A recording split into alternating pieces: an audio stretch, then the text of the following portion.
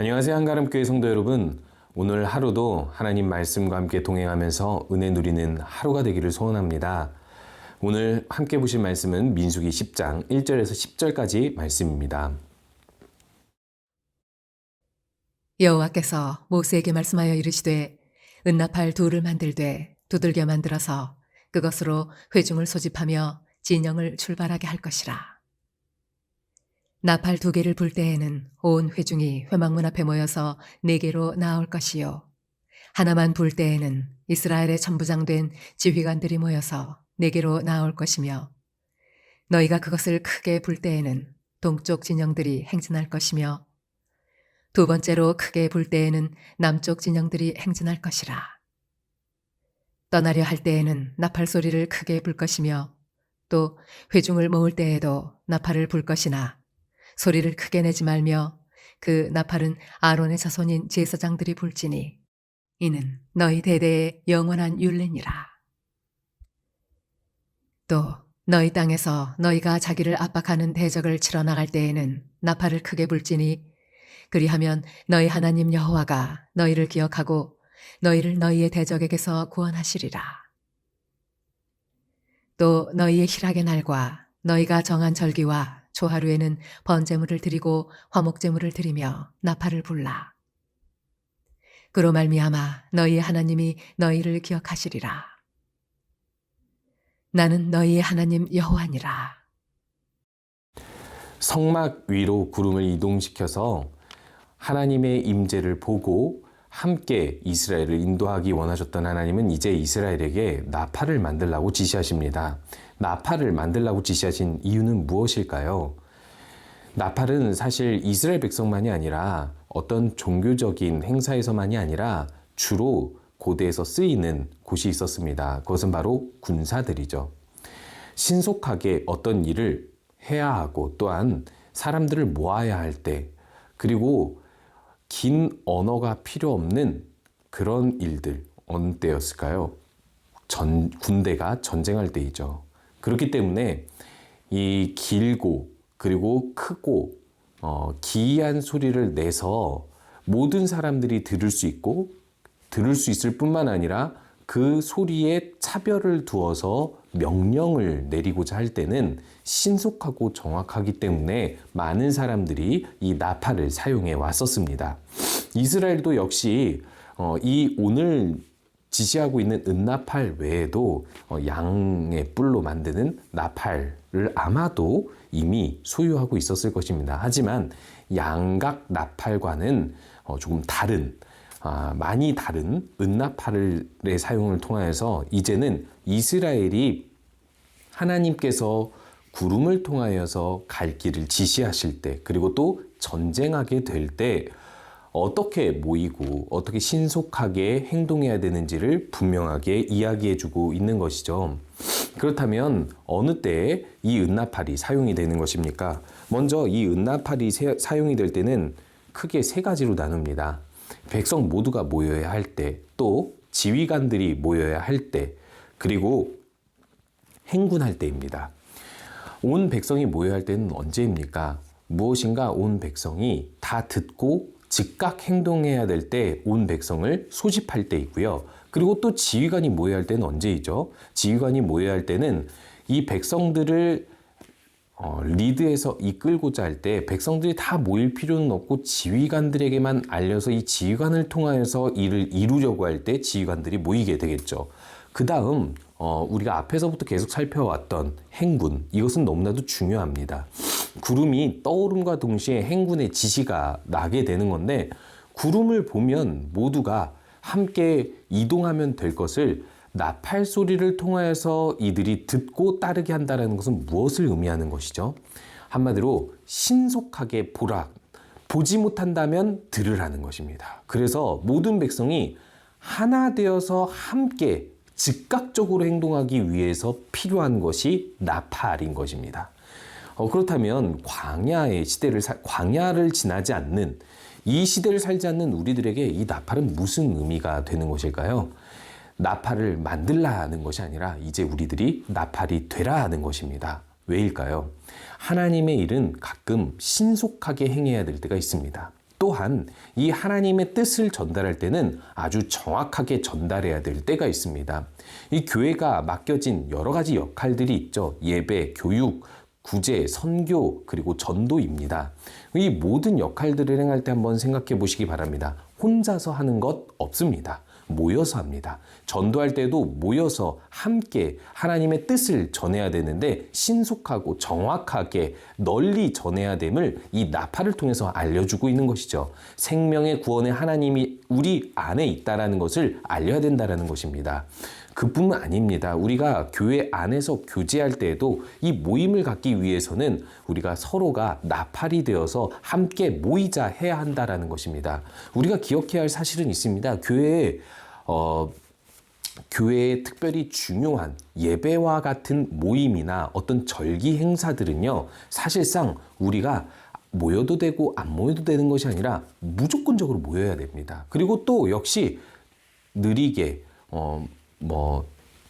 신속하지 않게 모이지 않아도 되는 것이 아닙니다. 신속하게 모여서 모임을 통해서 하나님의 은혜를 함께 나누고 더욱더 풍성하게 교회를 통해서 이루고자 하는 하나님의 뜻을 이루어야 한다는 것이죠. 그뿐입니까? 교회가 지역사회를 섬기고 지역을 위해서, 세상을 위해서 나아가는 모든 일들, 모여서 하는 일이든 흩어져서 우리의 일상, 일터에서 해야 되는 모든 주의 뜻을 전하는 일에는 우리가 나팔이 되어서 확실하게 하나님의 뜻을 전하고 그렇게 하나님 나라의 일들을 전파하여서 마치 가나안으로 행군하는 이스라엘 백성처럼 우리도 천국을 향하여 나아갈 때 나만 구원받는 것이 아니라 이 땅이 하나님 나라가 되도록 힘쓰는 그런 성도들이 되기를 소원합니다. 이 두 번째로 이제 나팔을 불어야 할 중요한 때를 이야기하고 있는데요. 그런데 우리가 좀 여기서 이상하다라고 생각할 만한 것은 이 나팔을 들어야 할 사람이 사람, 이스라엘 백성이 아니라 하나님이라고 이야기합니다. 하나님께서 나팔을 듣도록 크게 나팔을 불라 하고 이야기하는 경우가 두 가지가 있습니다. 9절과 10절에서 이야기하고 있는데 9절에서는 전쟁 때에 하나님께서 그 나팔을 듣고 기억하시도록 크게 나팔을 불라고 이야기하고 있고요. 그 다음 하나님께서 정한 절기들, 제사를 드릴 때, 예배할 때 하나님께 그 나팔을 크게 불라라고 이야기하고 있습니다. 그런데 역시 똑같이 전쟁에서와 같이 이 예배 때도 하나님께서 기억하신다라고 이야기하고 있습니다. 이 두 가지의 경우가 사실상 너무나도 다른 경우이지 않습니까? 그럼에도 불구하고 똑같이 하나님께서 이 이스라엘을 기억하신다, 이 나팔을 하나님을 향해 불라라고 하는 이유가 무엇일까요? 이 첫 번째로 전쟁에서 하나님께 나팔을 불라는 것은 위기 때 하나님께서 이 나팔 소리를 듣고 도와달라는 뜻이죠. 그런데 우리들이 한번 생각해 보시기 바랍니다. 이 전쟁의 때 우리가 위기당한 것을 하나님께서 모르실까요? 당연히 너무나도 잘 아시죠. 우리가 크게 나팔을 안 불면 하나님께서 못 들으실까요? 당연히 하나님께서는 나팔 소리를 크게 불지 않아도 잘 들으십니다. 그래서 우리들은 종종 이렇게 오해를 합니다. 기도를 크게 하지 않아도 되는 거 아닙니까? 그리고 또 기도를 자주 하지 않아도 하지 않아도 되는 거 아닙니까? 하나님께서는 모든 거 다 들으시잖아요. 심지어 우리가 기도하지 않아도 내가 기도한 내용 외에도 하나님께서 들어주시는 것들을 보면 너무나도 더 은혜로운 것들이 많은데 굳이 그렇게까지 크게 기도하고 자주 기도하고 간절히 기도해야 됩니까? 라고 누군가는 이야기할지도 모릅니다. 우리가 크게 기도하지 않아도 간절히 기도하지 않아도 하나님께서 들으시고 더 은혜롭게 응답하시는 건 하나님의 자유입니다. 하나님의 은혜입니다. 우리가 해야 할 일은 그게 아니에요. 우리는 마땅히 하나님을 섬기고 하나님께 도움을 요청하는 사람으로서 주님 도와주세요, 살려주세요, 주님이 필요합니다라고 크고 자주 간절히 외쳐야 우리가 주님께 도움을 요청하는 사람으로서 마땅한 태도를 가지는 것입니다. 이스라엘 백성에게 하나님께서 그걸 명령하시는 거예요. 나팔을 크게 불라. 왜 크게 불어야 된다는 것이죠? 못 들으셔서가 아니라 하나님께서 기억 못 하셔서가 아니라 출애굽에서 하나님께서 이스라엘 백성의 기도를 듣고 부르짖음을 듣고 그들을 기억하셔서 구원하셨다 하신 것처럼 잊었다가 기억이 난 게 아니라 하나님께서 이제 행동하시도록 크게 나팔을 불라는 것입니다. 우리가 나팔이 된다는 것은 우리가 간절한 마음으로 주님을 찾고 기도한다는 것을 이야기하기 때문에 우리가 이렇게 주일뿐만 아니라 주중에도 함께 모여서 기도하는 현장이 있다면 꼭 모여서 기도하는데 힘쓰시는 우리 모든 성도님들 되시기 바랍니다. 그런데요, 위기 때만이 아니라 하나님께서 예배 때 정한 절기나 제사 때 희락의 날과 너희가 정한 절기와 초하루에는 번제물을 드리고 화목제물을 드리며 역시 나팔을 불라라고 이야기하고 있고, 똑같이 너희를 기억하시리라라고 이야기합니다. 예배 때에 나팔을 부는 게 왜 중요합니까? 찬양도 하고 말씀도 듣고 우리가 할 수 있는 건 모든 거 하잖아요. 근데 나팔을 왜 추가적으로 불러야 하는 거죠? 이미 백성들은 모여 있고 위기 때도 아닌데 말이죠. 우리들이 간과하고 있는 사실이 있습니다. 예배는 전쟁에 당하는 우리의 위기 때만큼이나 하나님 앞에 간절한 마음으로 나와야 하기 때문입니다. 우리가 할 수 있는 하나님을 향한 의무를 다해야 된다는 것이죠. 예배는 정기적으로 하나님을 만나주시는 은혜로운 장소이며 은혜로운 시간이고, 그리고 또 하나님이 약속해 주신 시간이에요. 내가 거기 있다, 임재하겠다, 너희들이 예배를 듣겠다 약속해 주시는 시간이지 않습니까? 그 시간을 감사하고 그 시간을 사모한다면 전쟁 때 위기를 당해서 크게 나팔을 부는 것처럼 우리가 행군 시에 이스라엘 백성들에게 함께 모여서 함께 행군하자라고 나팔을 부는 것처럼 이 예배도 소중히 여겨야 된다는 것입니다. 우리의 예배를 돌아봅시다.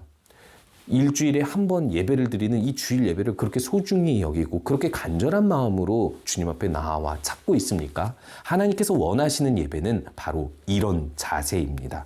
그렇기 때문에 우리가 나팔이 되어야 함을 세 가지로 기억했으면 좋겠습니다. 우리가 하나님께서 우리에게 주신 그 뜻을 전하는데, 모이기에 힘쓰는데 나팔을 불고요. 또한 우리가 나팔이 되어서 기도할 때, 위기 때에는 더욱 하나님을 부르짖음으로 찾고, 역시 그와 동일하게 하나님께서 우리의 기도를 들으시기 때문에, 들으시는 분이기 때문에 더욱더 하나님 앞에 겸손한 태도로 예배 때 나와 하나님을 찾고 부르짖어야 하는 것을 기억해야 할 것입니다. 그렇게 주님 보시기에 아름다운 성도들로 하나님 앞에 서시는 우리 모든 성도님들 되시기 바랍니다. 함께 기도하겠습니다. 우리 함께 기도할 때에는 첫 번째로 하나님의 나팔 소리가 되어서 주님의 뜻을 전하며 또 모이기에 힘쓰는 우리 성도들이 되게 하여 주시옵소서. 또한 우리가 위기를 만날 때나 하나님을 예배할 때나 언제든지 간절히 주님을 찾고 만날 수 있게 하여 주시옵소서. 하나님께서 만나주시는 것을 감사하며 간절히 찾게 하여 주시옵소서 기도하시고요. 더불어서 이 최성일 이현아 선교사님 위해서 기도할 때에는 볼리비아 학사관 사역을 통해 전 분야에 걸친 지도자들을 잘 육성하도록 이 볼리비아를 위해서 함께 기도하도록 하겠습니다. 기도하겠습니다.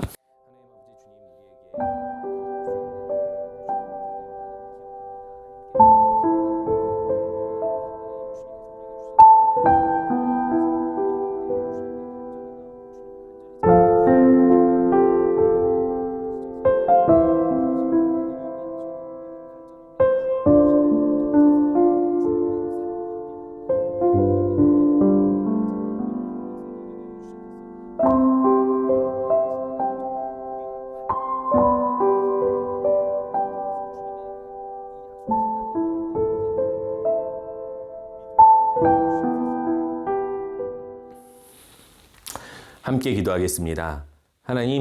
하나님께서 광야에서 이스라엘에게 나팔을 만들라 하신 것처럼 이 광야와 같은 세상에서 우리가 나팔이 되게 하여 주시옵소서. 하나님의 뜻을 명확히 전하고 신속하게 전하며 모이기에 힘쓰며 함께 모여서 교제하고 전도하고, 그리고 주님의 일들, 모든 사랑과 구제 사역을 하는데 힘쓰는 교회가 되게 하여 주시옵소서. 더불어 우리가 위기 때나 예배 때나 동일하게 하나님을 간절히 찾아 만나고 하나님이 만나주시는 것을 감사하며 하나님께 간절히 나오는 우리 모든 성도들 되게 하여 주시옵시고, 우리 볼리비아에 있는 최성일 이현아 선교사님 함께하여 주시어서 우리 선교사님들을 통하여서 학사관 잘 지어가도록, 학사관 사역을 통해서 전 분야에 걸친 지도자들이 잘 양성되도록 주님께서 인도하여 주시옵소서. 예수님의 이름으로 기도합니다.